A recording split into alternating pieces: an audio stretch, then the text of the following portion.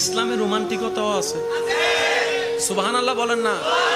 আপনি আমি তো ইসলামের রোমান্টিকতা দিই নাই, নিছি তো। ওইটা কোনটা? ইসলাম বলেছে তুমি যখন ঘরে আসবা সব কাজ শেষ করে বউয়ের সাথে বসে কথা বলো।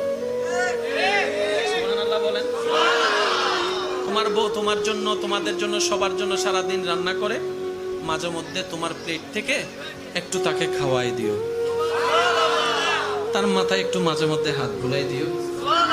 হাজার ব্যস্ততা ছিল আছে থাকবে, মাঝে মধ্যে বউকে নিয়ে একটু ঘুরতে যাও। যদি বাহিরে কোথাও ঘুরতে যেতে না পারো, ছাদে যাও, পর্দার ভিতরে ছাদে যাও। তো বউ নিয়ে তো রোমান্টিক করতে ভাল লাগে না।